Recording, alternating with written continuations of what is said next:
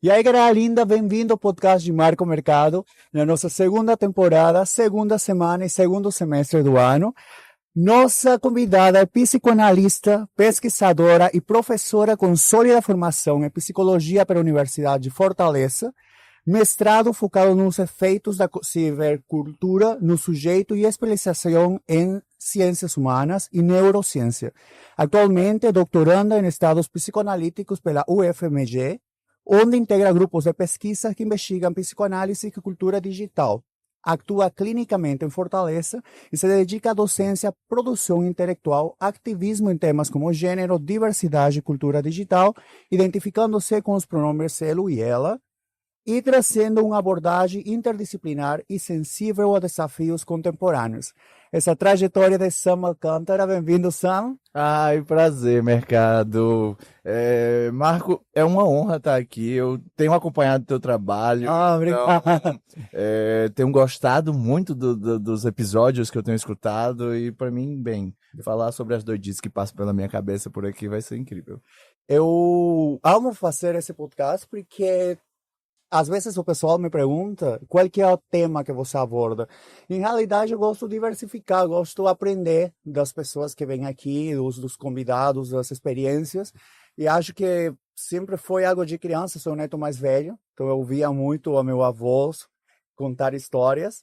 E essa aprendizagem, esse desejo de aprender e ouvir o outro para evoluir, acho que é parte da minha vida. É por isso que eu fiquei tão instigado em estar aqui. Eu já escutei os episódios da Alexa, do Lucas, do Getúlio Abelha, que é um queridíssimo. Então eu tenho curtido justamente porque você tem trabalhado com a diversidade e tentado trazer um máximo de pensamentos, de trabalhos para dar luz e vazão para vozes, né? A ideia é essa. Eu acho que, assim, é uma honra estar aqui e parabéns pelo teu trabalho. Obrigado, Sam. Ao longo da sua jornada de autoconhecimento, como foi o processo de construção da sua identidade de gênero e sexualidade, especialmente considerando o uso dos pronomes ele e ela, e que desafios internos e externos marcaram mais sua trajetória de vida? Essa pergunta é uma pergunta que daria uma temporada inteira. Uma temporada inteira. Mas eu posso dizer que desde criança, ao começo da minha adolescência, a gente que é LGBT, mais afeminado, mais queerizado, mais transviado, sofre muito preconceito, né? E principalmente da minha geração, nasci em 86, bem, lá no Ceará, Eu tô pertinho também. lá no Ceará, a gente é obrigada a ser cabra macho quando nasce com cromossomo XY e é identificado como menino. E eu nunca consegui, durante a infância e o começo da adolescência, performar aquilo que exigiam de mim. Ser um cabra macho.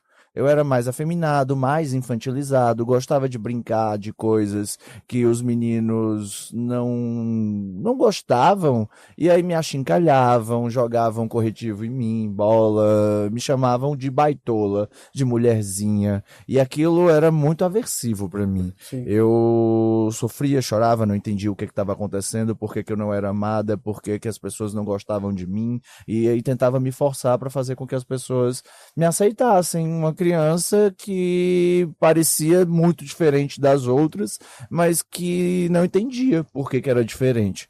E aí, durante um período, ali por volta de entre os 12 e os 14 anos, eu digo que o rock me salvou naquele momento. O rock. Eu tinha uma banda de metal, inclusive. Nossa, foi para o metal. E aí eu escutei Ozzy Osbourne, que agora o universo tem, né?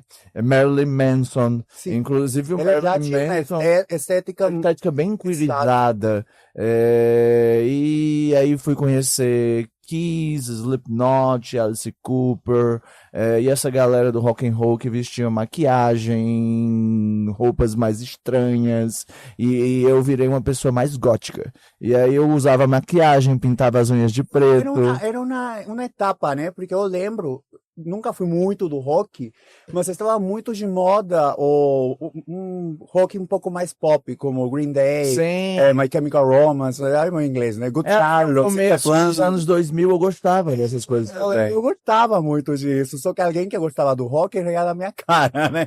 E aí isso fez com que eu começasse a me blindar e me defender dos ataques que eu sofria, Sim. por conta da estética do rock and roll, que é mais atitude, mais agressividade.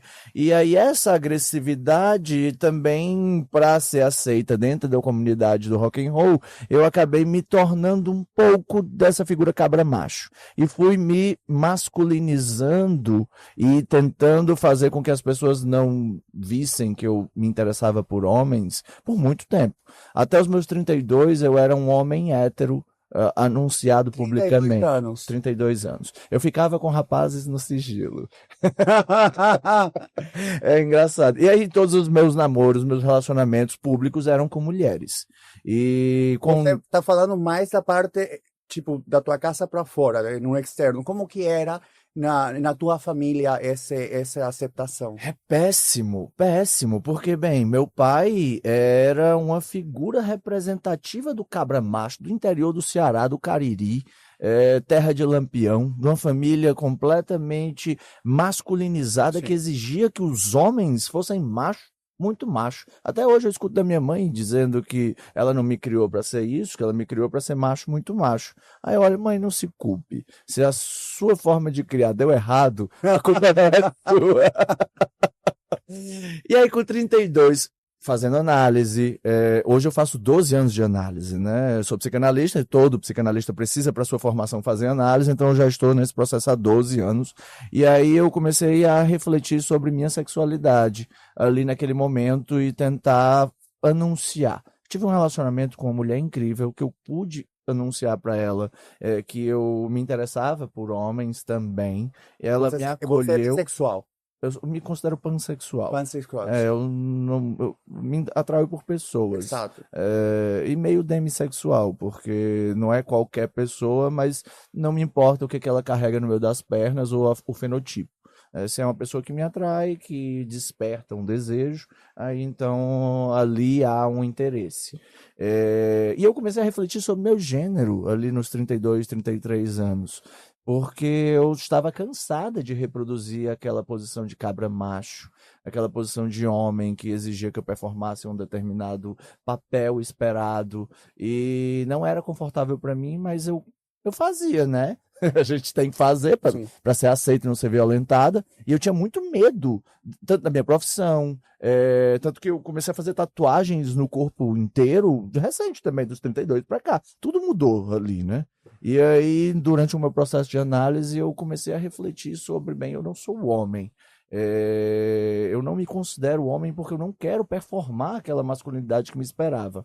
Mas eu também não sou mulher. Eu não tenho nem cacife para ser mulher. Então, o que é que eu sou? Aí comecei a estudar um pouco. Dentro da psicanálise, os estudos de gênero é um negócio muito complicado, que a gente flerta, tensiona, mas muitos psicanalistas são muito ortodoxos, muito preconceituosos. E aí eu comecei a estudar o porquê disso. E aí, num dia, num processo de análise, eu vi na palavra baitola uma potência. Aquilo que me chamavam quando eu era criança, eu comecei a assumir como meu gênero. Então hoje eu me digo baitola. Baitola? Baitola é uma palavra muito específica do Nordeste brasileiro que é designada como um xingamento a todas as pessoas que não conseguem reproduzir esse papel de macho. Tá.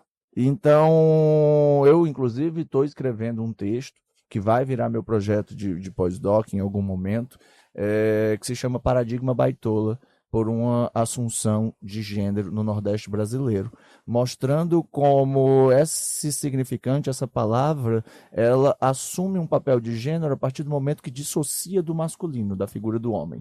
E aí só em 2023, no primeiro dia que eu cheguei em Belo Horizonte para assumir minha vaga no doutorado, eu troquei meus pronomes. Eu disse, bem, se eu não sou homem, mas eu não tenho um problema com o meu corpo, mas tenho um problema com a forma como esse corpo performa no mundo, eu vou assumir pronomes ela, dela, ou pronomes neutros. E hoje eu digo a San, um gênero baitola não binário, que tenta questionar o papel do masculino a partir dos signos da feminilidade. Interessante, porque às vezes a gente não dá muita importância do uso do pronome. Entendeu? Aí você está agora nos explicando por que é importante para você. E é algo que tem que ser respeitável. Eu gosto muito, eu te comentei que eu faço faculdade, então, na FAP. Então, nossos professores sempre no começo, graças que eles aceitam isso, perguntam para a gente como queremos ser nomeados. Então, é bastante legal esse reconhecimento. Tu estuda cinema é um pessoal mais legal. Acho que é algo da faculdade mesmo. Eu acho que é algo da faculdade. E o que eu aprecio tanto de ver agora é a possibilidade dessa expressão no binário em um campo universitário. E isso é bastante gostoso de se ver. E lá no Nordeste é engraçado porque, principalmente, por exemplo, a região do Cariri, Pernambuco, Alagoas, ali a região de João Pessoa, Natal, já é costumeiro não colocar os pronomes a ou o antes de me referir a alguém. Por exemplo, o Marco. A gente fala, eu vou para a casa de Marco. De Marco, não é para a casa do Marco. Eu vou para a casa de Ana, de Maria, de João. A gente usa o de em vez do da ou do.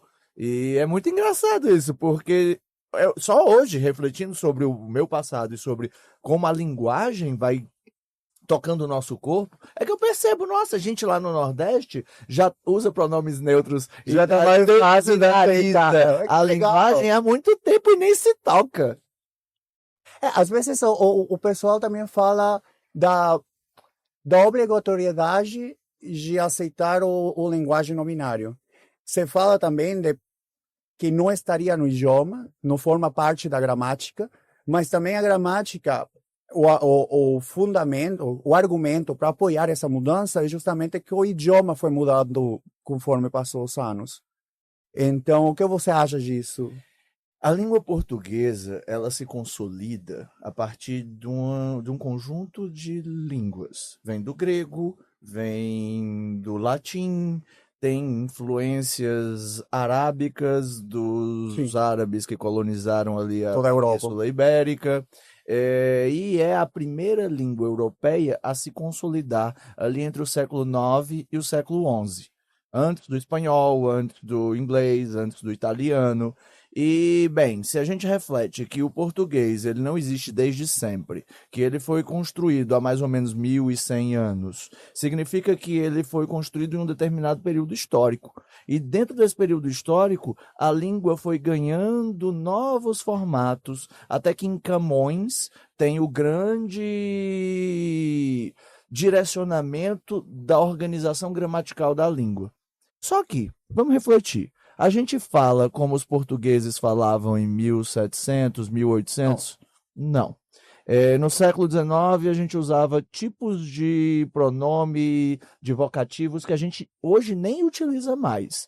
A língua foi ganhando vida a partir do hibridismo, inclusive do que a gente chama, Lélia Gonzalez dizia isso. Aqui no Brasil a gente não fala português, a gente fala pretuguês, uma língua que é misturada com a forma como as pessoas escravizadas no Brasil se organizavam e se nomeavam. Então aqui no Brasil a gente se fala pretuguês, a própria gramática, por sua vida, ela vai ganhando também novos contornos, novas formas de representar a realidade. Cada coisa toca a realidade, a língua, a forma como a gente encontrou de representar a realidade e compartilhar uns para os outros. Então, se a língua é viva, por que eu não posso usar pronomes neutros? Por que eu não posso mudar as regras que regulam a gramática?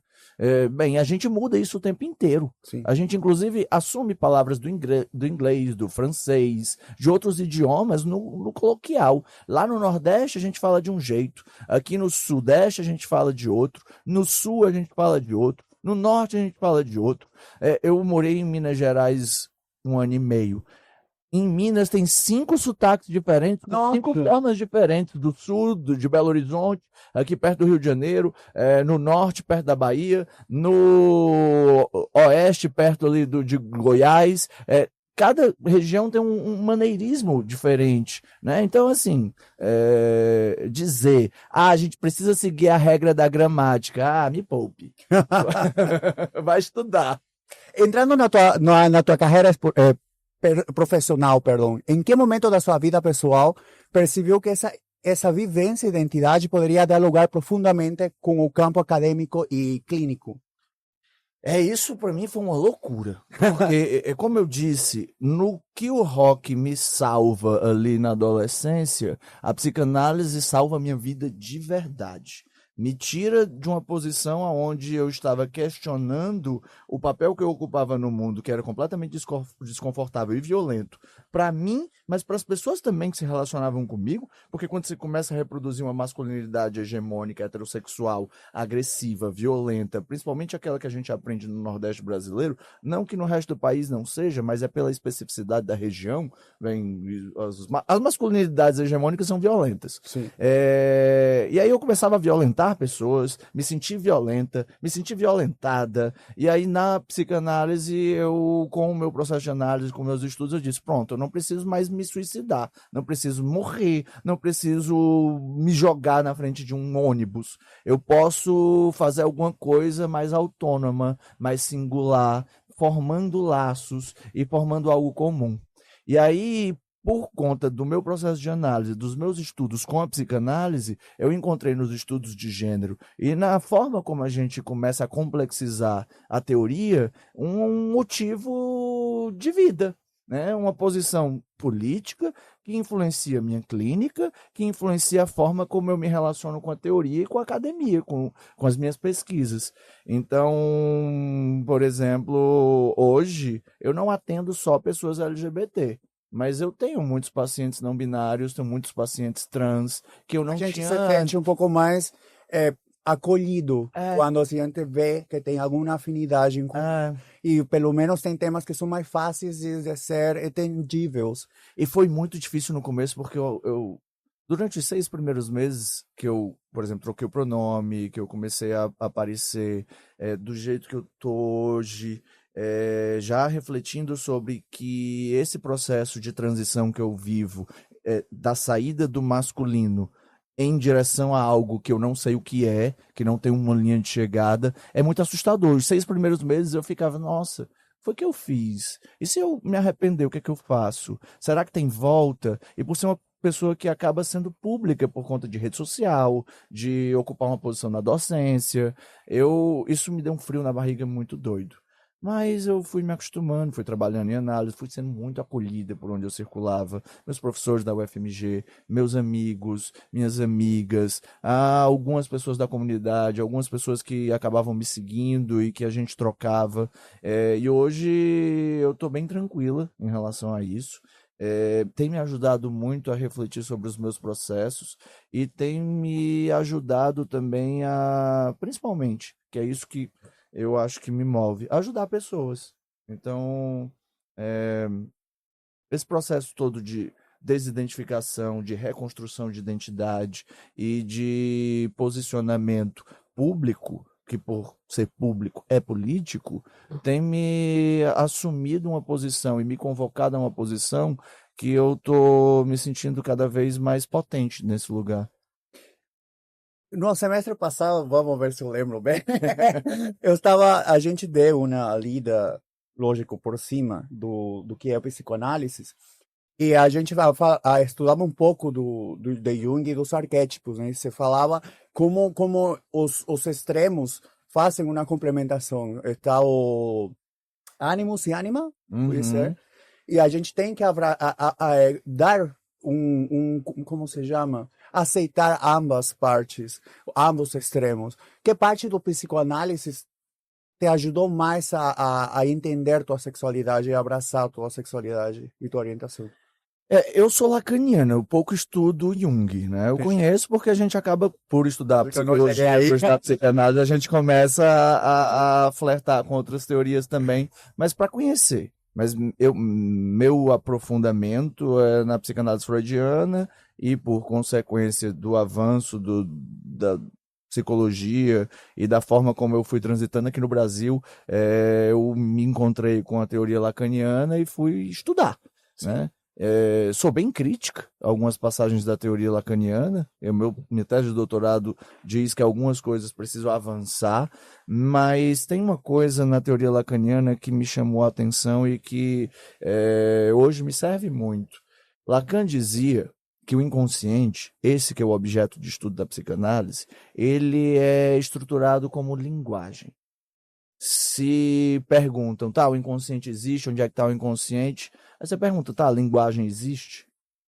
E por ser estruturado como linguagem, significa que a gente pode pensar o inconsciente de forma topológica.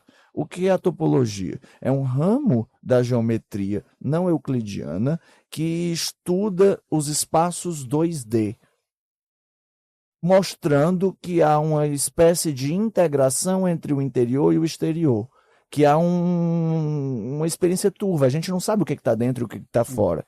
Então, a psicanálise lacaniana me ensinou que toda representação de imagem, ela ganha uma roupagem a partir dos símbolos que a gente aprende a dar para essas imagens, campo imaginário, campo simbólico, e a expressão do real, que é aquilo que a linguagem não comporta, mostrando que existem 3 esferas da humanidade que fazem com que a gente se relacione, mostrando que a linguagem nem está dentro, nem está fora, ela está circulando e fazendo laço. Isso para mim é genial, porque significa que nem é binário e significa que não é individual e que coletivo. Não é só coletivo. É uma forma particular que a gente tem de se singularizar uns com os outros.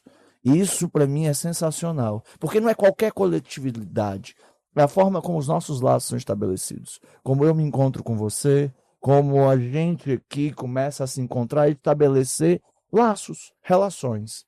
A psicanálise lacaniana é sobre nossas relações. E isso, para mim, é sensacional. Agora, acho que ele já lembrou um pouquinho na parte da comunicação. A gente viu um pouco de simbologia.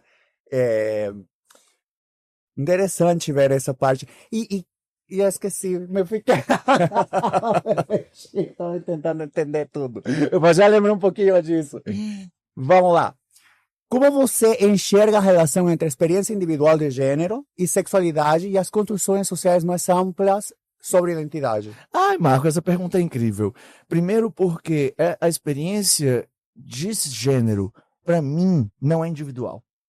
Voltando a Lacan. E isso é engraçado porque já me acusaram. Eu fui muito acolhida por muita gente, mas sou atacada por todo mundo também, desde os bolsonaristas de extrema-direita até pessoas trans da comunidade. Entram no meu Instagram para dizer, um tonhão, isso nunca será uma travesti. E eu disse, mas eu não quero ser travesti, eu não sou mulher. Vocês têm que entender que um processo de transição não é sair de um ponto para o outro oposto. É isso que é a genialidade da tua pergunta. Por que não é individual? Porque os nossos processos de performatividade, de fazer semblante, de fazer esse carão de macho, de carão de mulher, eles não vêm da gente. Eles são apreendidos. E a gente vai se relacionando com os processos de eu me identifico com aquilo, eu não me identifico com aquilo. Na psicanálise a gente chama, eu me alieno a um processo de identificação, que geralmente vem dos pais ou daqueles cuidadores, e aí eu vou me separando disso para tentar me reconhecer enquanto um sujeito autônomo, mais integrado. Então, todo o processo de construção de gênero é social. O homem só é homem porque socialmente ele é construído para ser homem. A mulher só é mulher porque socialmente, naquele período histórico, ela é construída para ocupar uma posição específica e ser mulher. Então, não ser homem e não ser mulher é um processo, inclusive, de afastamento daquilo que é esperado socialmente dentro do nosso período histórico, aqui no Ocidente, no Sul global. Então, ele é muito mais complexo justamente porque não é uma escolha. Eu não escolhi ser baitola. Me disseram que eu era. E aí eu passo a me relacionar com aquilo dizendo, tá, então eu sou. Eu não preciso ser homem. Vocês disseram a vida inteira que eu não era. Então eu não vou ser. Então eu vou agora assumir uma posição que foi dada a mim. Antes eu negava, agora eu assumo. É mais ou menos assim que funciona com a sexualidade também. A heterossexualidade, a homossexualidade monossexual é um processo também de assumir uma posição em função da recusa de uma outra posição. Homem hétero, ele recusa o desejo sexual por outros homens, por mais que ele ame outros homens. Todo o processo de identificação, todo o processo de construção simbólica imaginária do homem hétero, cis, branco, é sempre uma figura masculina. Perguntar para homens, bem, quem vocês admiram? Sempre são homens. Vocês leem homens, escutam homens, assistem filmes onde homens são protagonistas, se identificam com CEOs de empresa. Nunca é uma mulher. Então, essa relação de gênero, ela não é assumida por si mesmo, mas você pode, durante um processo de reflexão, de análise, de questionar aquilo que você está fazendo no mundo, assumir uma posição. Mas que essa posição, mesmo que seja consciente, ela não é dada, ela é construída. Então, a gente pensar num papel social, onde sexualidade e gênero, que são coisas diferentes, mas elas têm uma espécie de ligação, porque eu desejo e sou desejada, e para ser desejada, eu preciso ocupar um papel aonde aquele objeto que vai me desejar, que vai me assumir como objeto também, ele precisa reconhecer ali uma expressão de desejo. A não binariedade, ela torna isso tudo muito ambíguo, turvo, é até mais complexo para mim me relacionar tanto com mulheres quanto com homens, porque homens gays, por exemplo, olham para mim e assumem que eu sou feminina demais para alguns.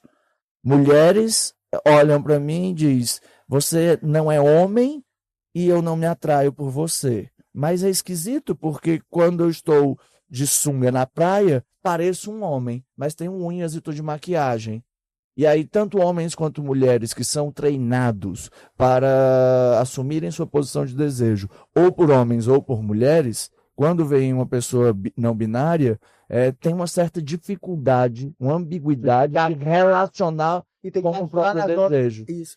O engraçado é quando você falou, fui muito criticado até pela comunidade. Acho que nós temos essa necessidade de encaixar em caixinhas tudo que a gente enxerga. E mais ainda, você se especializa muito nas redes sociais e no que a gente vai tocar o tema depois. A gente se acha no direito de jogar veneno e julgar a vida do outro, porque é mais fácil fazer pela tela que pessoalmente. Uhum. Faz pouco você viu todo o processo de transição de uma, como se chama, influencer, esse longuinho, toda a comunidade, bastante pessoas da comunidade trans criticar o processo de transição dela. E também algo triste de se ver. Eu concordo que se a pessoa toca temas, talvez que sejam muito delicados para toda a comunidade, seja um pouco criticável. Mas se ela quer ou não expor o processo de transição, essa margem de você ir lá e jogar ódio, todo o processo de transição deve ser sumamente individual e difícil de fazer. No caso do não binarismo, deve ser outro caso bem delicado de fazer, porque como você falou, não é feminino o suficiente para ser trans, não é masculino o suficiente para ser heterossexual ou gay padrão, como você fala, porque também existe uma hipermasculinização para se proteger do que a gente foi atacado de criança, que nos parecer ao feminino, nos pareceu a mulher, porque o nos parecer ao feminino sempre supostamente não baixa de categoria. Isso, Marco, é isso. A gente começou a reproduzir em um determinado período histórico, isso centenas de anos, que a mulher ela é um bicho inferior. Sim. E a gente é xingada como mulherzinha quando é criança. Então, não sei se você passou por isso, mas quase todas as pessoas que eu conheço da comunidade que tem ali por volta de 30 Sim. anos a mais, foi chamada de mulherzinha em algum tempo. Ser mulher é ruim para os homens. Então, mulher é xingamento. Mulher é um bicho inferior, e isso faz com que, inclusive, a gente viva uma sociedade misógina, uma sociedade machista, uma sociedade patriarcal. Os números de feminicídio comprovam isso. O número de morte de pessoas trans no Brasil, que pelo 16º ano seguido, nos países que fazem essa pesquisa, é o maior do mundo. E quem é que morre na comunidade trans? Geralmente são mulheres trans. E mulheres transperiféricas. Toda uma interseccionalidade que gira em torno de classe, raça e gênero, onde o feminino e a raça e a classe estão sempre assim, girando em torno da precariedade. Né? Uma pessoa preta, uma pessoa trans feminina e uma pessoa periférica anda com um alvo nas costas. Então, isso que você fala sobre o feminino e a comunidade gay, por exemplo, usar do estereótipo muito masculino para se proteger daquilo que tocaria aquele corpo como um corpo feminino, faz com que a gente acabe reproduzindo também violências inconscientes. Não é porque as pessoas são ruins, mas é porque a gente acaba criando mecanismos de defesa, muros para se tocar e se sentir protegido, que acabam violentando pessoas também. Da mesma forma que a gente é violentada, a gente acaba violentando pessoas. E, bem, eu entendo quando pessoas trans, travestis me atacam, porque elas ocupam uma posição da qual, na cabeça delas, eu também não passo.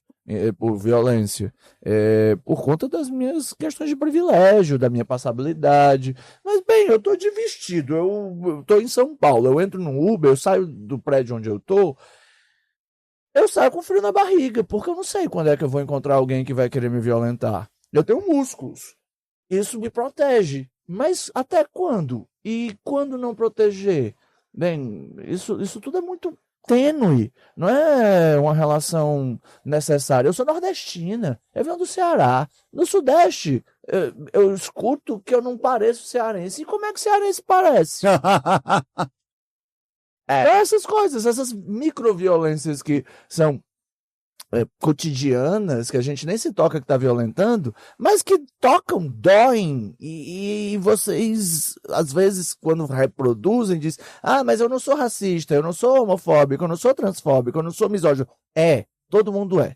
O que a gente tem que aprender é assumir uma posição, porque isso não é sobre a gente, é sobre uma estrutura, e tentar se relacionar com essa estrutura a fim de não reproduzir constantemente esses preconceitos. Sam, eu, por exemplo, aqui no Brasil, se eu sofrer alguma agressão xenófoba muito direta, vou mentir.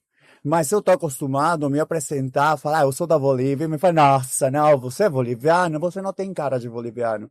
Então, isso é constante. Um aniversário, eu falei, gente, um boliviano alto, eu não sou tão alto, amigo, 1,77. Mas é constante. Então, o que a gente tem que pensar, por mais que eu seja da comunidade, por mais que seja um homem cis gay, eu com certeza tenho talvez machistas. Uma vez minha mãe me falou, mas você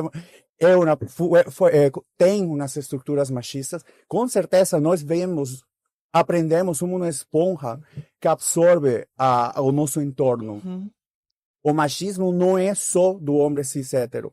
Minha avó, de parte de pai, é extremadamente machista. Eu lembro muito de criança, quando me falava ela, tua avó me meteu um monte de chifres. Eu sempre, lógico, criado pela minha mãe, mas solteira, sempre tentei ser feminista, aunque minha mãe me falou que não.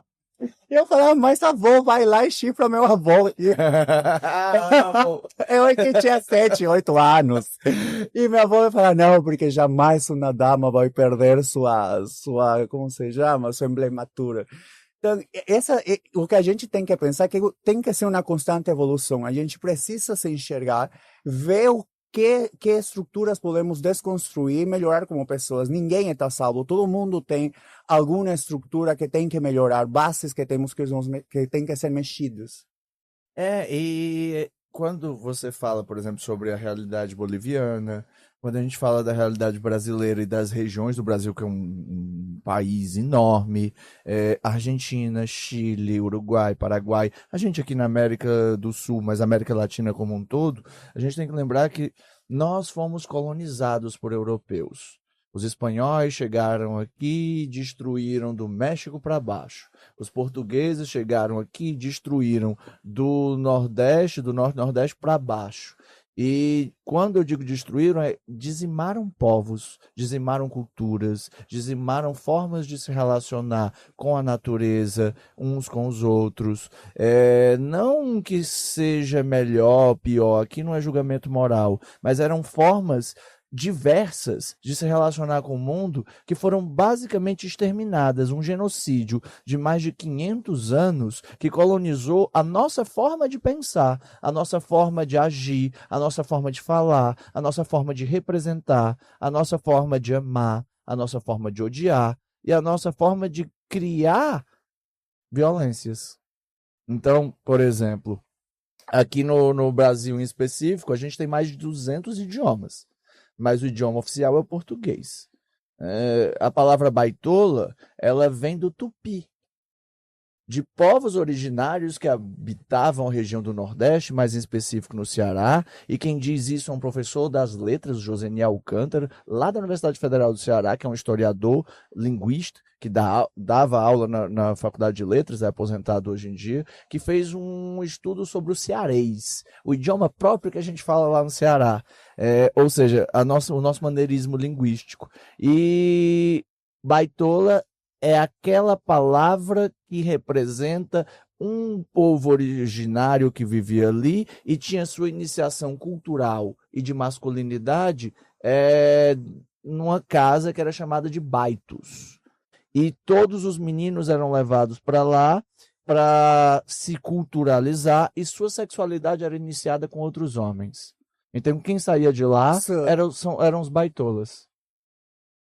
Para você ver como a palavra, ela tem uma origem específica, mas que o colonialismo acaba fazendo com que povos originários da América Latina e pessoas escravizadas vindas de África tenham que se submeter a uma cultura que vem da Europa. E se a gente não reflete minimamente sobre isso, a gente só é tragado e vai reproduzindo e reproduzindo e reproduzindo as mesmas estruturas e achando que aquilo é natural. É normal, porque é a norma e que veio desde sempre. Mas não veio.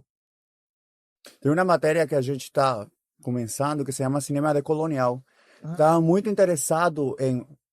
A faculdade começou faz 2 semanas, mas pela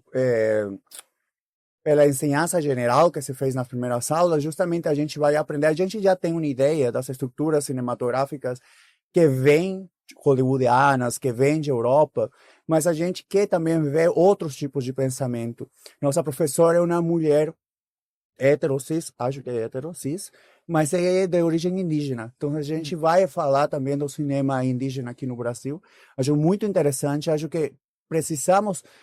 O que acontece na atualidade é que a gente não se toma tempo de se culturizar, de se questionar. Mientras mais burros seamos, menos vamos a questionar nosso entorno. E a gente precisa saber qual que é a influência que temos das culturas que são dominantes para conseguir pensar um pouco diferente, ou ver se pelo menos isso que verdadeiramente a gente quer, ou só a gente está seguindo um fluxo. E é doido isso, porque a gente vive num mundo globalizado que está agora vivendo uma nova realidade paradigmática pela geopolítica, a forma como o Trump está tratando os BRICS e está tensionando a guerra na Ucrânia com a Rússia, o genocídio que a gente está acompanhando diariamente, porque está sendo filmado em Gaza, interpretado por Israel, e esse mundo é um mundo que vive sob a égide do capitalismo.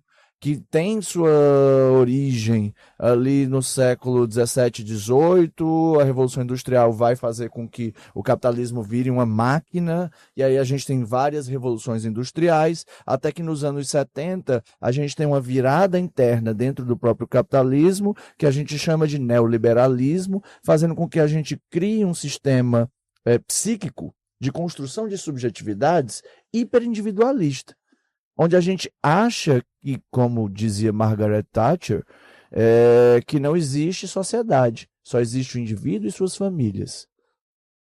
O colonialismo, ele é uma estrutura de poder que também vem sendo construída ao longo do tempo e que vai marcando a forma como a gente vai se relacionando dentro dos corpos, não só biológicos, mas dos corpos sociais, dos corpos regionais, das características próprias sobre um mesmo sistema. Todos são indivíduos que são responsáveis pelo seu sucesso, pelo seu fracasso. Se você não tem dinheiro, a culpa é sua. Se você passa fome, a culpa é sua. É porque você é preguiçoso, é porque você não se esforçou demais. Isso faz com que, poxa, você tenha que acordar 3, 4 horas da manhã para pegar a condução, para chegar no trabalho às 8, trabalhar até às 18, 19 horas, pegar mais 2, 3 horas de condução para chegar em casa, não conseguir dormir direito e acordar no dia seguinte e fazer a mesma coisa.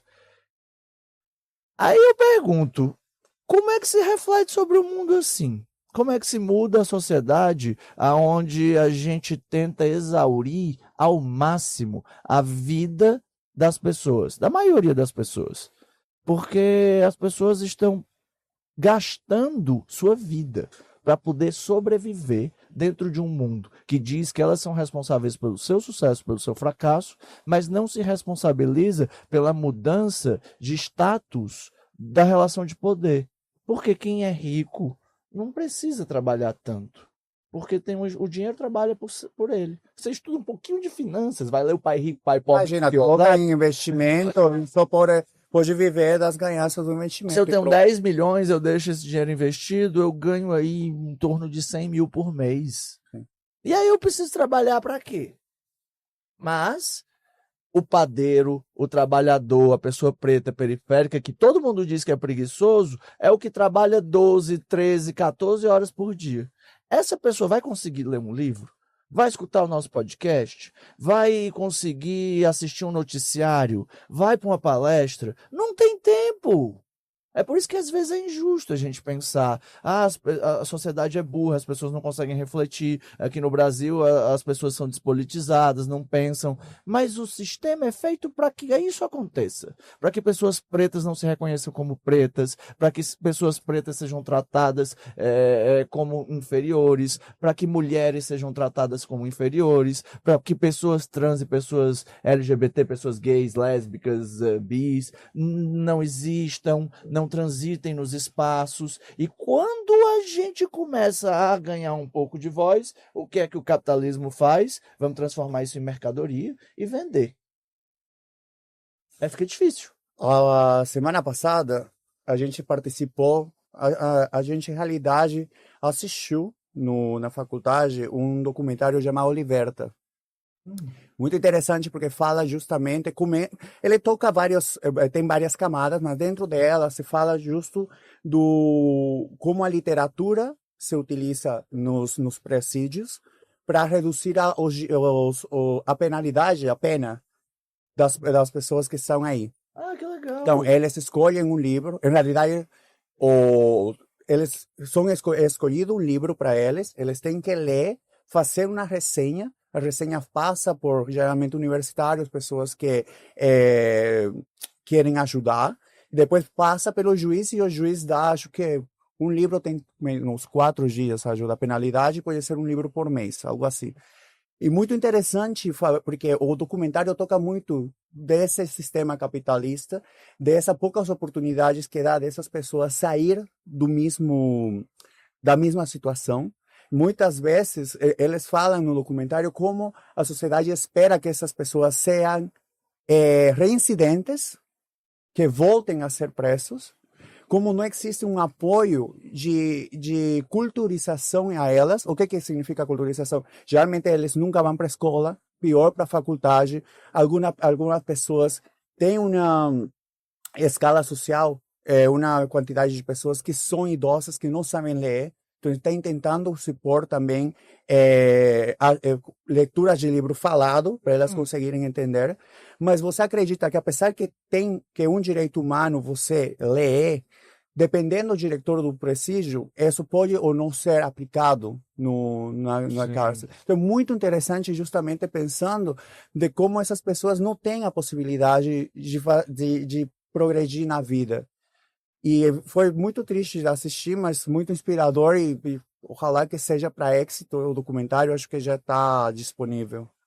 Eu não conheço esse documentário, já fiquei afinzaço Eu te mando. porque a ideia é justamente que a gente dê oportunidade para as pessoas. Sim.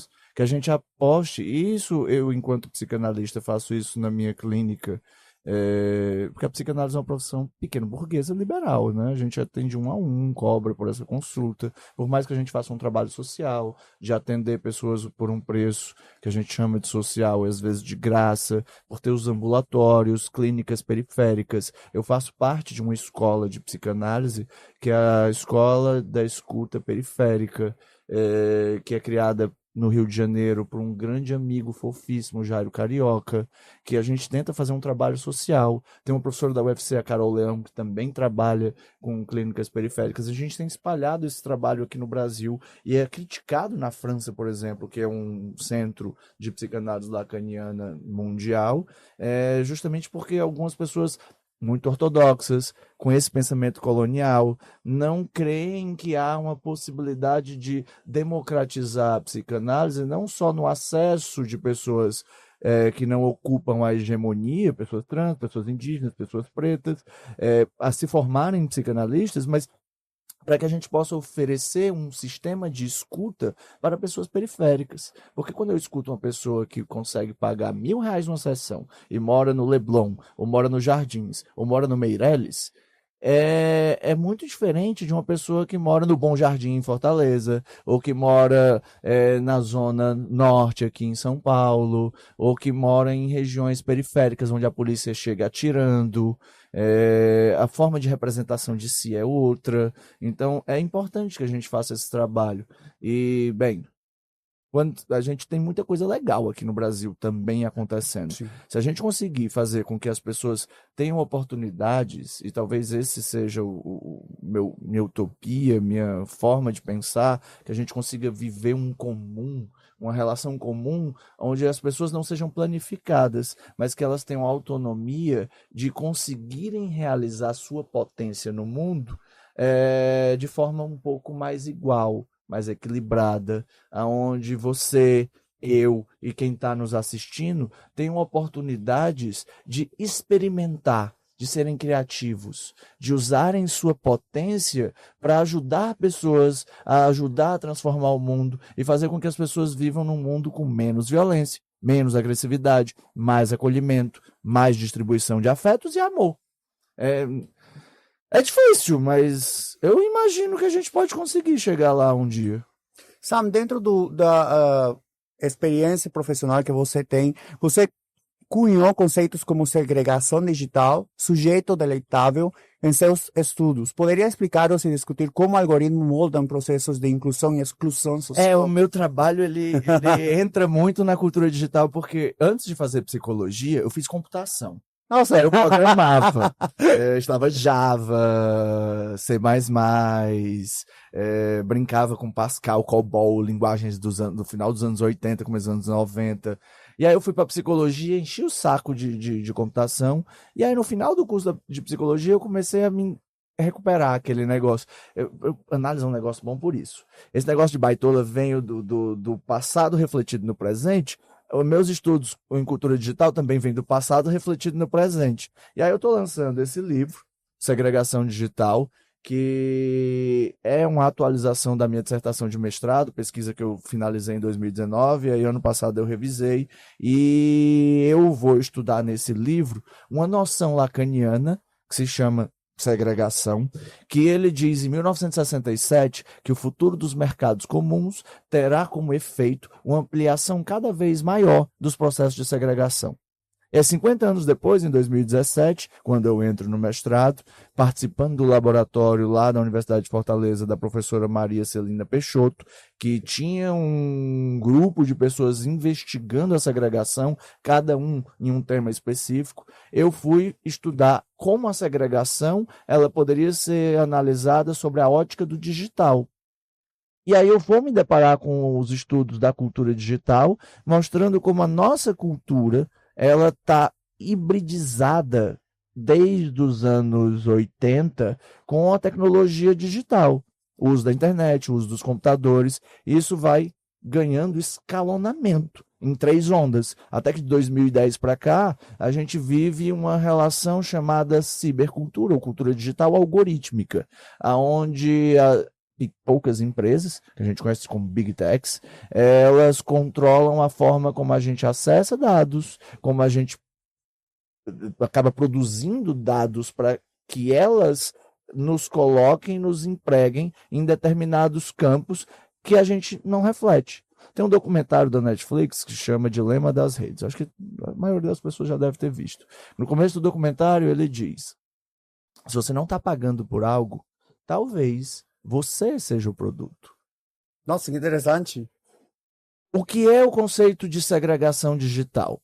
É a forma como as Big Techs utilizam o nosso uso em redes sociais, em pesquisas no Google, em pesquisas na Netflix, no Spotify, no YouTube, vão entregando nossos interesses. E os algoritmos, para nos manterem ali presos num sistema de economia de atenção, que é assim que eles conseguem monetizar, mostrando propaganda, mostrando coisas e fazendo com que a gente esteja cada vez mais lá dentro, começam a mandar coisas que parecem que a gente já se interessa. E então há um processo do que eu chamo de condominização digital. Ou seja, os algoritmos criam muros de hiperindividualização que nos localizam em bolhas individuais digitais, e cada uma dessas bolhas vai viver dentro dos muros algorítmicos que a Big Tech e o digital acham que são as nossas zonas de interesse, modulando o nosso desejo, nossa forma de amar, nossa forma de desejar, nossa forma de querer consumir determinado produto. Ao passo de que tem um bielorrusso que dá aula na Universidade de Nova York, Evgenii Morozov, que diz que se você é um influenciador digital e está cansado de comer carne e está pensando em virar uma pessoa vegana, começa a pesquisar no Google ou no Facebook ou no Instagram, no TikTok, sobre restaurantes, sobre receitas veganas. Dependendo do tipo de influência e da forma como o teu condomínio digital é organizado, condomínio, quando eu digo, é condomínio mesmo, assim, lembra Alphaville, muros, sim, casas dentro, é assim que o digital funciona. Talvez não seja interessante para a indústria da carne que você vire uma pessoa vegana. Então, é comercializado dentro da estrutura digital o teu condomínio digital dentro, quem paga mais. Então a indústria de carne pode passar a te oferecer por 1 ou 2 semanas descontos em picanha no supermercado. Você passa por uma churrascaria e diz: você tem 50% de desconto num churrasco, num rodízio, numa carne específica. E aí você começa a questionar se é vantagem mesmo para ti virar uma pessoa vegana, porque você está tendo recursos e indicações de que você pode consumir carne mais barato. Então isso vai modulando mais ou menos o teu desejo. O Yuval Noah Harari, no livro Sapiens, mas ele fala isso também no Homo Deus, diz que, por exemplo, o celular, quando você está vendo uma propaganda no YouTube, ele vai conseguindo, através da câmera frontal, identificar quantos segundos você passa olhando cada imagem da tela. Ao ponto de, mesmo que você ainda não entenda o que você deseja sexualmente, por exemplo, uma criança de 8 anos, um adolescente de 11, se esse olho passa mais tempo, mais segundos olhando uma mulher de biquíni do que um homem de sunga, pode ser que você passe a ver mais mulheres de biquíni no seu feed do que homens de sunga. Porque ele entendeu que você despertou o interesse mais por aquilo do que por aquilo. E começa a te mostrar mais daquilo que parece que te interessa. E aí, então, o conceito de segregação digital é, resumindo, a gente vive de forma segregada hoje no espaço digital porque nós não temos acesso à diferença. Sim. A gente passa a ter acesso só ao igual. Isso tem consequências psíquicas fortíssimas. Isso tem consequências no laço. Isso faz com que a gente não tolere mais a diferença. A gente vê movimentos de extremo ódio, de extrema violência, até chegar na ideia do sujeito deletável. O que é o deletável? É uma figura de extermínio digital. Se você fura os muros do meu condomínio, eu tenho um vídeo no TikTok que viralizou e ele entrou num condomínio de extrema direita. Eu recebi 2.500 xingamentos. As pessoas queriam me matar, eu recebi ameaça de morte. O Christian Dunker recentemente postou uma foto minha no feed. Eu recebi assim, vários comentários dizendo que eu era uma coisa estranha, como o Getúlio Abelha fala, uma marmota. Eu recebi mensagem no direct me ameaçando. Meu Deus. Então, eu me torno um sujeito Indesejável. deletável, Deleitável. que precisa ser excluído, que precisa ser matado digitalmente. E as consequências disso é que você não se relaciona só com o digital. O digital ele faz parte da nossa relação material também. Então, acaba que você também corre o risco de matar a pessoa no mundo real. E aí, como há um imbricamento entre essas duas coisas, elas se relacionam. O deletável, ele pode ser o matável do mundo real, e o matável do mundo real pode ser o deletável do mundo digital. Então, eu trabalho com essas duas perspectivas nesse livro. Um jeito fácil de ver um exemplo do que você está falando é pegar o Instagram de outra pessoa. Você vai ver que é completamente diferente. Se a gente pegar meu celular e pegar o seu, o que me mostra a mim no Instagram vai ser completamente diferente ao seu. E se eu pesquiso algo diferente ao que eu normalmente investigo, já começa justamente a me enviar maiores possibilidades para ver se em verdade estou me atraindo ou foi, sei lá, um acidente que eu pesquisei isso. E isso é triste porque você não tem a oportunidade de mudar tua ideia, de você evoluir. Você vai continuar com o mesmo pensamento. Em espanhol decimos como caballo cochero, sabe o caballo cochero? Entendeu? A gente vai continuar no mesmo pensamento. Um exemplo fácil para quem está nos assistindo entender. O Felca viralizou recentemente com um vídeo muito bem produzido, de 1 hora, denunciando a adultização de crianças. Como os algoritmos e pessoas utilizam crianças para monetizar a partir de nudez, de exposição de crianças e adolescentes. E isso está gerando um debate no Congresso Nacional. O Felca mostra, criando um perfil no Instagram do zero, como a partir do momento que ele começa a clicar em vídeos que crianças são expostas, o algoritmo começa a mostrar o quê?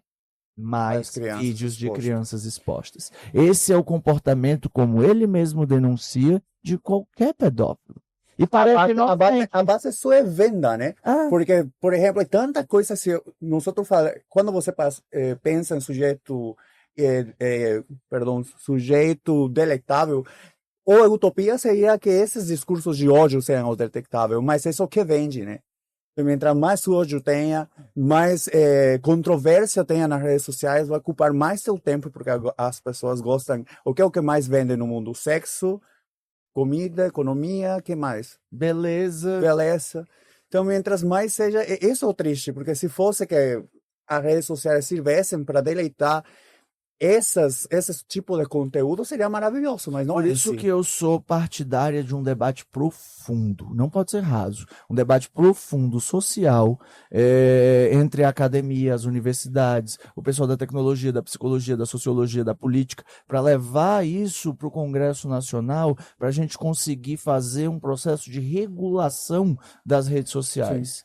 fazendo com que haja uma democratização e a gente consiga retirar poder dessas 5, 6, 7 empresas que dominam basicamente o mercado digital e que a gente não sabe exatamente o que acontece lá dentro. Ao ponto de aqui no Brasil a gente agora está tendo a loucura de ter instalação de data centers. Por exemplo, lá no Ceará, numa cidade próxima a Fortaleza chamada Caucaia, está tendo a instalação de um data center do TikTok. Consome água para ser resfriado. Fortaleza é uma cidade quente. Não vejo sentido. Não gera emprego. E ainda fica sob o controle de dados de uma empresa que não é brasileira. O que a gente precisa fazer quando a gente vê questões em relação à internet é um processo de psicoeducação, para que as pessoas possam usar melhor seus celulares. Não é pegar o celular, jogar no lixo e vamos viver agora na floresta. A tecnologia, ela dá muitos benefícios, né? Sim. Inclusive, a gente está aqui por causa disso.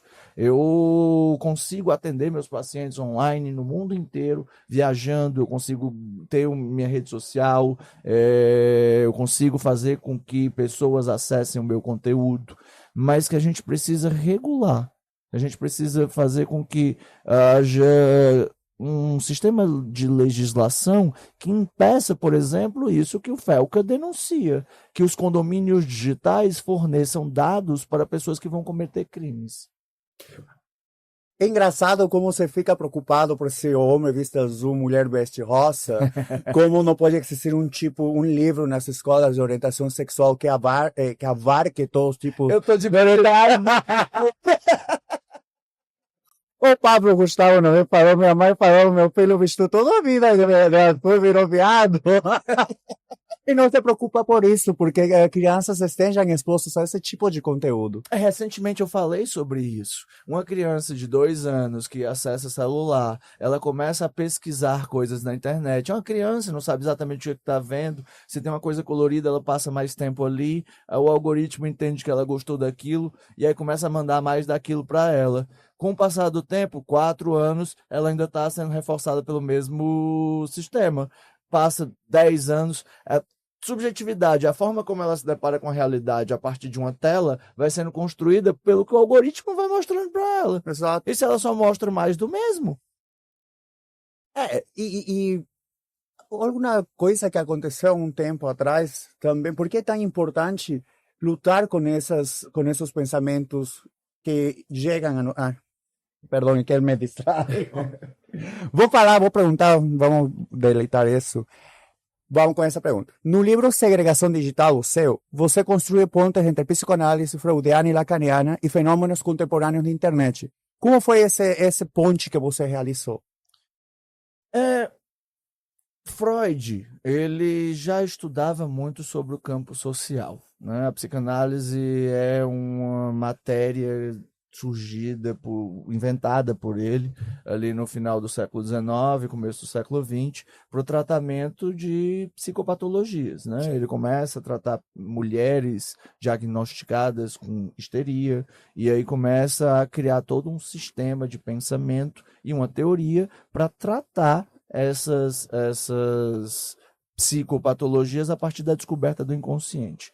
E ele começa a perceber que aquilo que ele vai chamar de metapsicologia, que são as estruturas psíquicas, que para Freud são do indivíduo, são individuais, elas se sustentam a partir de uma dinâmica social. E aí ele tem textos que mostram que a nossa subjetividade é construída ao longo do tempo por formas de sociabilidade. Totem Tabu, Psicologia das Massas e Análise do Eu, O Futuro de uma Ilusão, onde ele vai estudar os sistemas religiosos que vão construir nossa subjetividade. Inclusive, nesse texto, ele diz uma frase muito legal. Quanto menos se sabe do passado e do presente, tanto incerto é o juízo acerca do futuro. E num texto seguinte, chamado Mal-Estar na Cultura, ele vai estudar as nossas formas de sofrimento e mal-estar num processo de sociabilidade, né, de culturização, de civilização. E ele vai dizer que existem 3 fontes primordiais de sofrimento. A primeira seria as forças incontroláveis da natureza, né? Furacões, terremotos, a gente saiu da pandemia, então a gente não consegue controlar muito bem a natureza e sofre por isso. A segunda é a falência dos nossos corpos. Isso que dá prazer nos dá desprazer também. Isso envelhece, isso morre e a gente pode se quebrar a qualquer momento. O nosso corpo ele é frágil e isso causa sofrimento. A terceira é a fragilidade das regras que regulam as relações humanas. A gente fala a mesma língua no sentido gramatical, mas cada pessoa fala essa língua de uma maneira muito particular. Então eu posso dizer aqui uma palavra que para ti tem um outro sentido e um outro significado, e eu tentando te elogiar, tu pode escutar uma ofensa. Então, a fragilidade que regula nossas relações, ela também causa sofrimento. Isso é fácil quando você, pelo menos, se relaciona pelas redes sociais. Às vezes, uma conversa pode ser interpretada de diferente maneira. Já chegou vezes que eu achava que minha mãe me estava xingando, e minha mãe não estava. Você tá falando com um boy, o namorado, aí ele te manda uma mensagem, aí você diz, nossa, ele tá muito frio, ele tá chateado com alguma coisa, porque a conta tá me traindo, demorou para responder. E aí isso vai causando, vai fomentando nossa fantasia.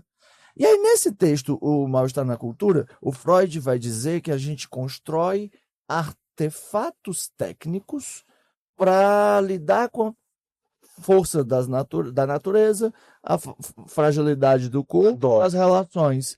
E aí ele diz que nós somos uma espécie de deuses protéticos. Criou, por exemplo, o óculos para lidar com a falência da nossa visão. Biológica. Então, a cultura digital, ela, historicamente, a partir de vários processos, a invenção da máquina, a invenção dos telefones, a invenção do rádio, a invenção da televisão, até chegar na invenção do computador e dos celulares, nesse processo histórico, ela está sempre numa linha de repetição e quebra de paradigmas. Bem, o Freud ele nunca estudou celular, nunca estudou internet, nunca estudou computador. Mas quando ele estuda sobre óculos, sobre rádio, sobre telefone, ele já está estudando sobre as bases técnicas que vão fomentar a nossa relação com a tentativa de suturar o sofrimento que a gente tem com a natureza, com o corpo e com as relações sociais. Então, as bases do que eu vou estudar aqui em cultura digital e no contemporâneo já estão lá no final do século XIX, no começo do século XX, na teoria freudiana. Lacan, ele vai, complexizar um pouco mais isso, porque ele vai, dentro do tempo dele, tentar refletir como a linguagem atravessa as nossas imagens e símbolos. Como a partícula que ele chama de real, que é o irrepresentável, não consegue ser tocado diretamente pela forma como a gente se comunica. Ele vai estudar cibernética, ele vai estudar matemática do 0 e 1 para representar a nossa forma de construção psíquica, ele vai estudar lógica, ele vai estudar o contemporâneo dele, ou seja, anos 50, 60, 70, e esses marcos, eles formam a base do que eu vou estudar na cultura digital. Como eu disse, o livro surge a partir de uma frase de 1967, que o Lacan diz que o futuro dos mercados comuns terão como efeito uma ampliação cada vez maior da segregação. Então, a cultura digital proporciona isso, mas não porque foi inventado, surgiu agora, é porque, por ser um meio técnico, faz com que aquilo que venha sendo produzido antes ganhe um novo instrumento. Porque a cultura digital é um processo cultural que, a partir da invenção do Claude Shannon nos anos 30, que são os transistors, começam a desenvolver esses dispositivos e fazem com que a gente comece a se relacionar com esses dispositivos, as telas, de uma maneira muito particular, que nunca antes existiu. E à medida que a gente vai avançando, agora com as inteligências artificiais e a robótica, isso está cada vez mais potente, a gente está agora se relacionando com novas formas de tecnificar a realidade.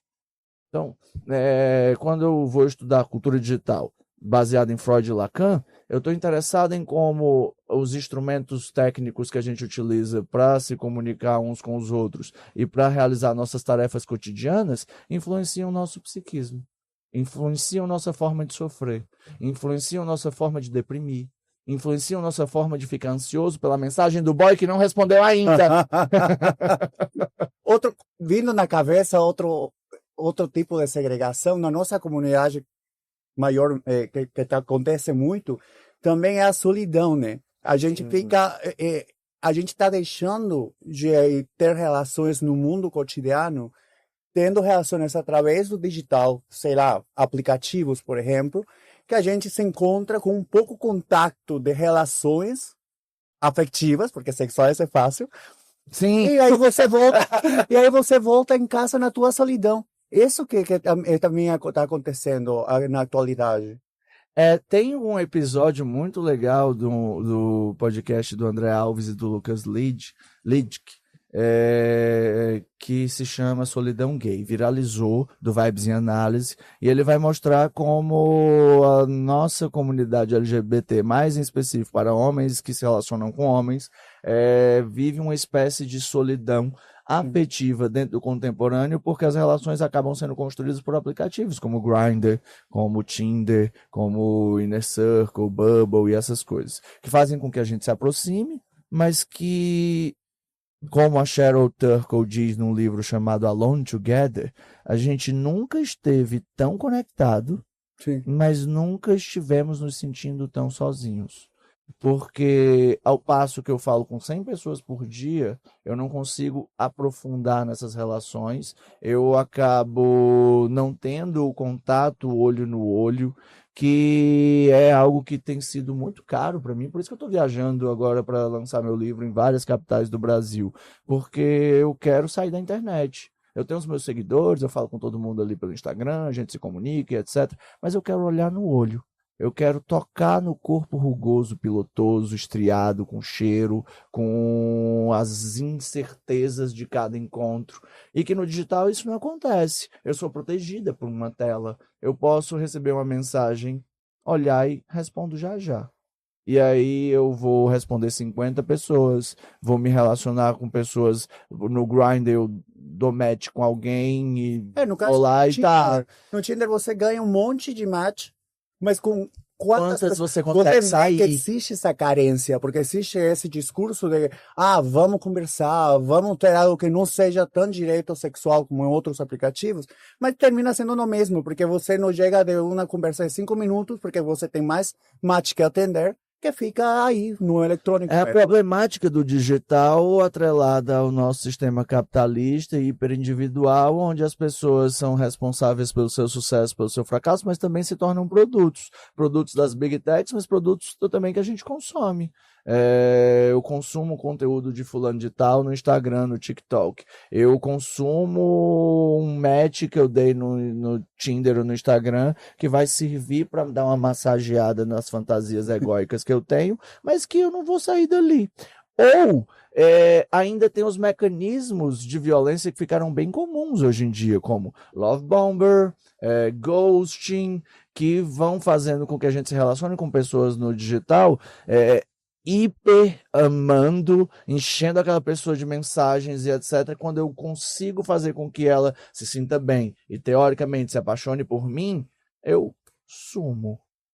Eu prometo que a pessoa em casamento, eu digo que aquela pessoa é incrível, a pessoa mais linda do mundo, nunca conheci ninguém tão especial. E aí eu falo isso para 10 pessoas ao mesmo tempo. Você grava um áudio e manda com 10 destinatários. Copia e cola a mesma mensagem. Bom, se pudesse deixar uma mensagem para os jovens pesquisadores e profissionais interessados nessas temáticas, qual seria? Metam as caras, vão fundo.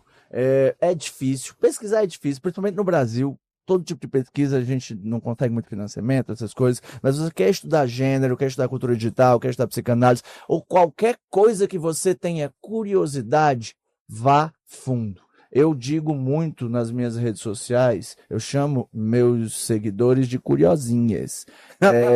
Mas isso tem isso é por algo muito específico. Porque eu sou uma pessoa muito curiosa. Eu sou aquelas pessoas que olham assim, nossa, o que é aquilo? Deixa eu ir lá ver. Então eu quero fomentar a ideia de que vocês sejam pessoas curiosas, que vocês não se contentem com aquilo que vocês recebem, que vocês investiguem, que vocês procurem, que vocês olhem o mesmo objeto por vários ângulos possíveis. E é assim que a ciência é feita, é assim que a pesquisa é feita, e eu acho que é assim que a gente consegue progredir o pensamento, questionando as nossas certezas e ocupando uma posição de incerteza diante do mundo. E a curiosidade é o que move a nossa realidade. Não são as respostas, são as perguntas. Então aprenda a fazer perguntas. Sam, quais são tuas redes sociais para a gente te procurar? Te agradeço muito por estar aqui. Esse é o meu presente para você lembrar do podcast. E eu também trouxe um presente para você. Que estou muito curioso para ler. Muito obrigado. E, bem, se você quer me acompanhar em redes sociais, eu estou no Instagram e no TikTok com Sam Alcântara Psi. No YouTube também, você pode ver, ainda não tem conteúdo lá, eu estou pensando em ver se eu produzo conteúdos para lá, mas todos são Sam Alcântara Psi. Obrigado, Sam, por estar aqui. Eu amei nossa conversa. Então, galera, não esqueça de curtir, comentar, compartilhar e ativar o sininho para receber as próximas notificações. Um beijo.